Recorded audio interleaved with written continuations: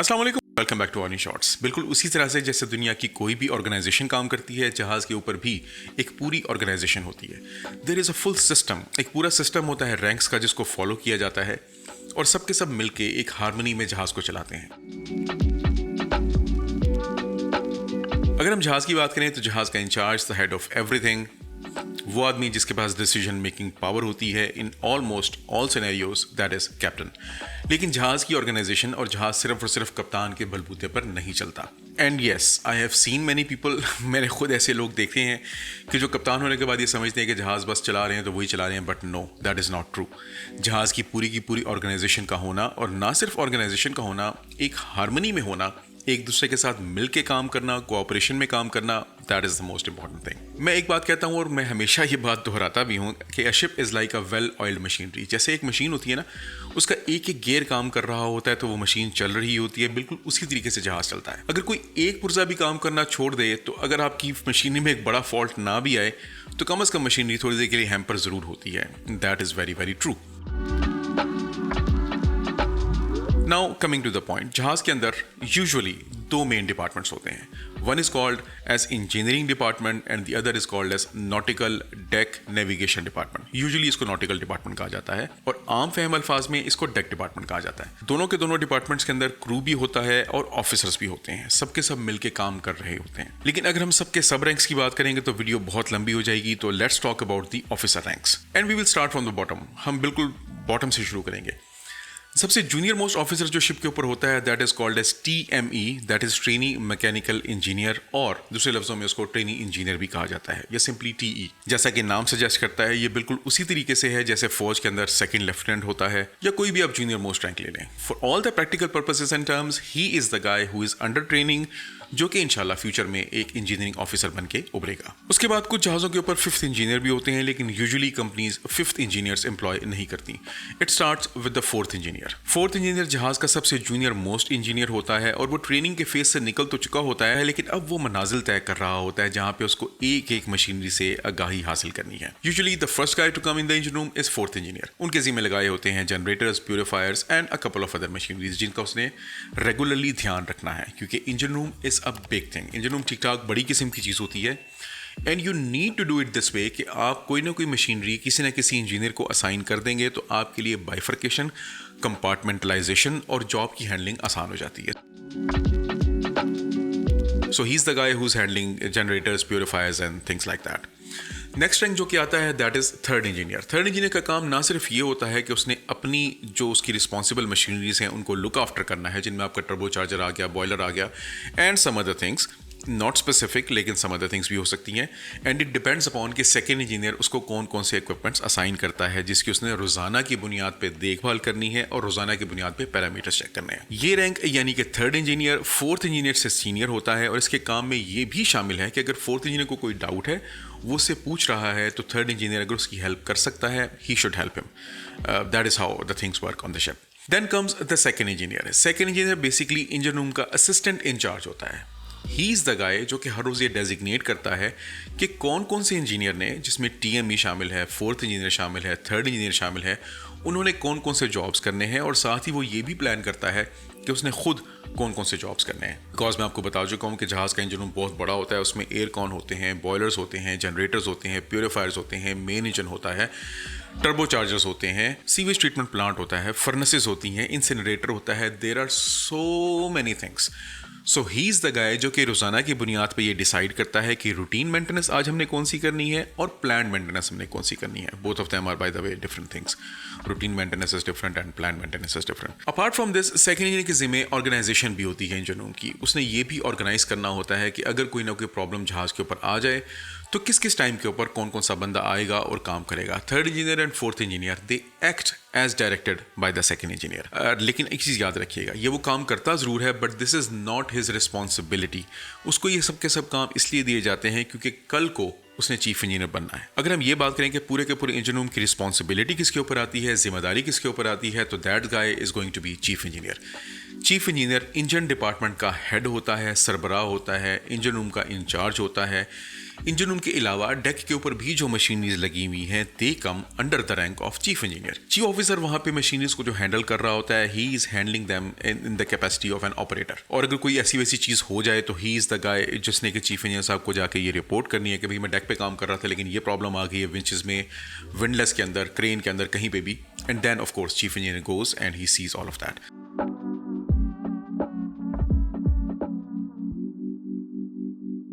इसके अलावा अगर ऑफिस से डायरेक्टली इन टच रहना है इंजन डिपार्टमेंट से किसी ने, तो that guy is chief engineer. Chief engineer directly responsible होने के बाद ऑफिस से कॉल्स आती हैं ना जब टेक्निकल डिपार्टमेंट की, तो वो सीधा चीफ इंजीनियर से ही बात करते हैं। और फिर चीफ इंजीनियर साहब को ये एक्सेस भी दिया गया होता है कि अगर वो चाहें तो डायरेक्टली हेड ऑफिस से कॉल कर सकते हैं in case of any technical matters.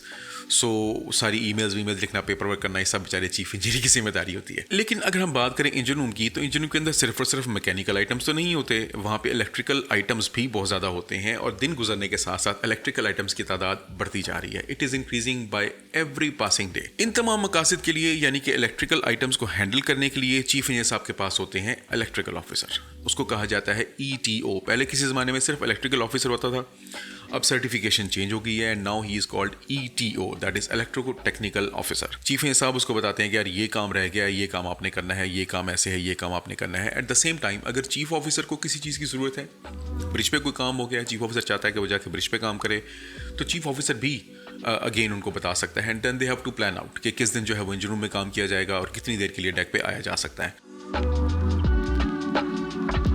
And that is how the things are sorted out. CCR के अपने अंदर ठीक ठाक किस्म की ऑटोमेशन होती है, शिप्स ऑफिस के अंदर ऑटोमेशन होती है, ब्रिज के ऊपर होती है, डेक के ऊपर होती है। तो ये सब की सब चीज़ें ETO ने हैंडल करनी होती हैं as directed by the chief engineer in coordination with chief officer.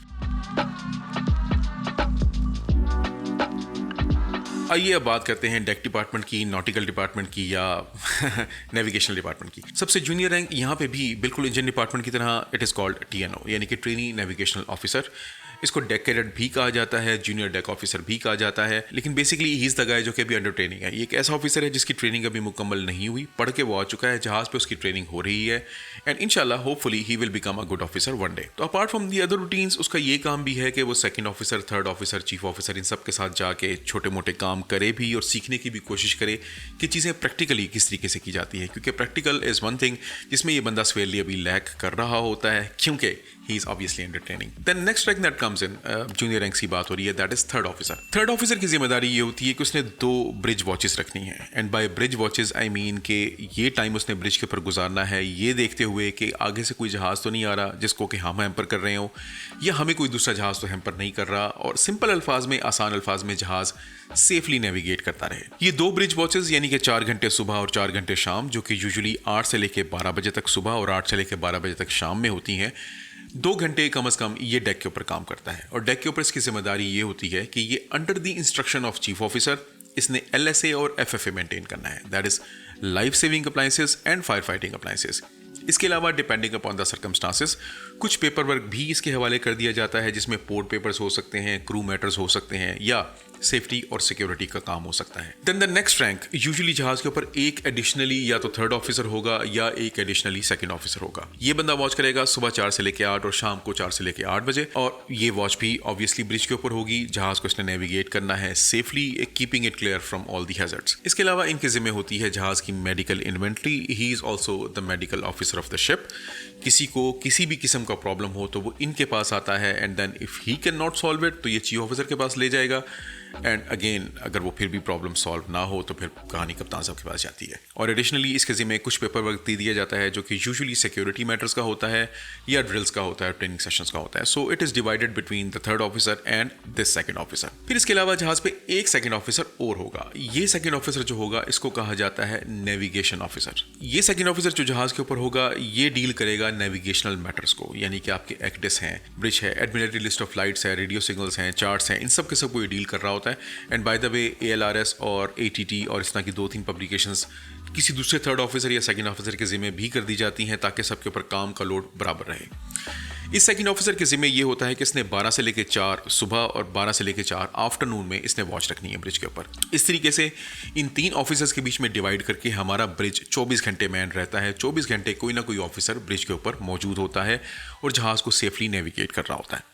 अब ये तो बात आ गई आपके नेविगेशनल ऑफिसर्स की। Then the head of the department of the deck side is chief officer. Chief officer के ज़िम्मे एग्जैक्टली सारे के सारे वही काम है जो कि इंजन रूम में सेकंड इंजीनियर के ज़िम्मे होते हैं, यानी कि तमाम की तमाम ऑर्गेनाइजेशन एंड प्लानिंग।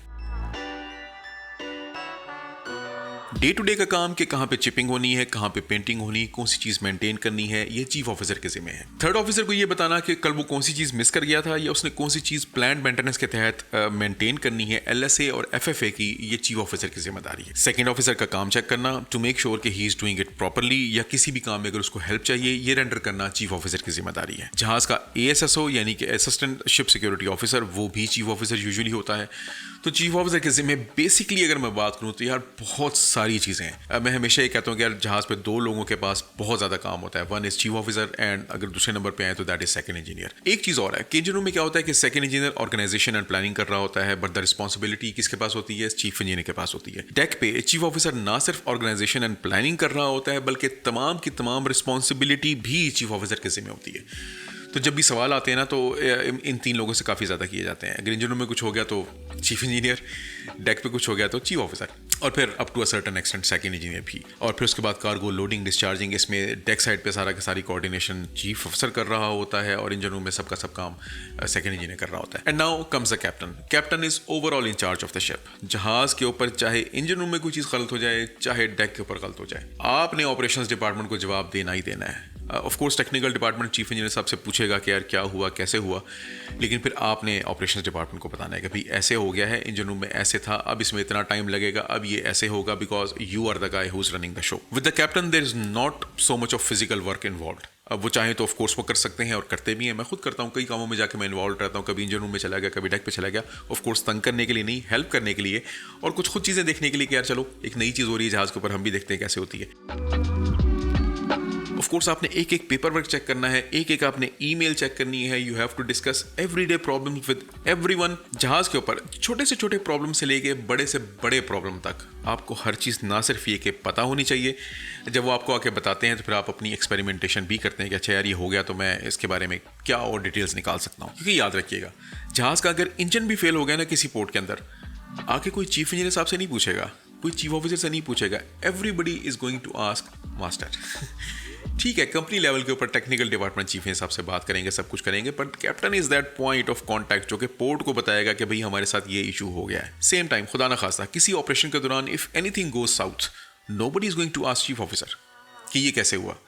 हर कोई कप्तान से पूछेगा कि भाईजान कैसे हुआ, because he is the guy who is running the show. और फिर जहाज के इन तमाम के तमाम कामों को ऑर्गेनाइज करने के लिए और इस चीज़ के लिए कि कप्तान साहब को भी ये इल्म हो कि जहाज के ऊपर क्या हो रहा है और क्या नहीं हो रहा, every day there is work planning meeting. हर रोज सुबह सुबह वर्क प्लानिंग मीटिंग की जाती है। वर्क प्लानिंग मीटिंग को chair of course chief engineer और चीफ ऑफिसर करते हैं। चीफ इंजीनियर साहब भी बताते हैं कि इंजन रूम में क्या क्या काम होगा, चीफ ऑफिसर ये बताते हैं कि डेक पे क्या क्या काम होगा, ताकि अगर कोई क्रिटिकल काम है तो वो दोनों के दोनों आपस में इंटरफेयर ना करें और ताकि फिर हर एक को पता रहे कि आज क्या क्या काम चल रहा है। चीफ इंजीनियर साहब को भी पता हो कि उनके जहाज पे क्या हो रहा है, चीफ ऑफिसर को भी पता हो, कप्तान को भी पता हो और सेकंड इंजीनियर को भी पता हो। इसके अलावा क्रू में से आपका बोसन और पम्पमैन, ये 2 लोग वहाँ पे लाजमी होते हैं ताकि इनको हर चीज़ का पता हो कि जहाज़ पे आज क्या चीज़ चल रही है। And that is exactly how this well oil machinery keeps on working, क्योंकि जहाज़ पे हर एक बंदा अपने अपने रैंक के हिसाब से काम कर रहा होता है। And as a captain of course you have the overall overriding authority. कोई भी ऐसी चीज़ है जो कि आप चाह रहे हैं कि नहीं यार ये मैंने आज नहीं करनी, you can simply override. You can achieve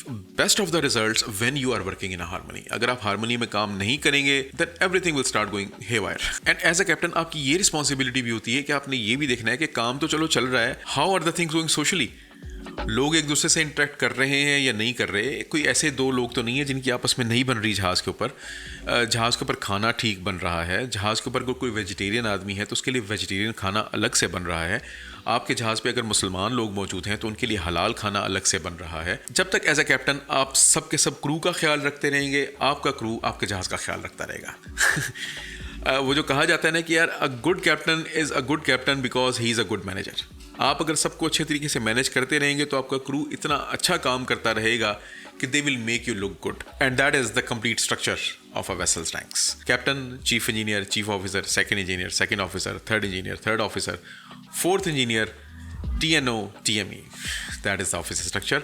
किसी एक वीडियो में इंशाल्लाह आपको क्रू का स्ट्रक्चर भी बताऊंगा. मीन टाइम अगर आप ये देखना चाहें कि जहाज का सेकंड ऑफिसर जहाज पे क्या काम करता है तो वो वीडियो लिंक होगी यहाँ. और अगर आप ये देखना चाहें कि फोर्थ इंजीनियर साहब जहाज पे क्या काम करते हैं तो वो वीडियो लिंक होगी यहाँ. अगली वीडियो तक अपना बहुत सारा ख्याल रखिएगा, दुआओं में याद रखिएगा. With tons of love to my orange shorts family and to be orange shorts family, this is me Zahid Nisar. आप लोग देख रहे हैं ऑरेंज शॉर्ट्स, और अगली वीडियो तक अल्लाह हाफिज.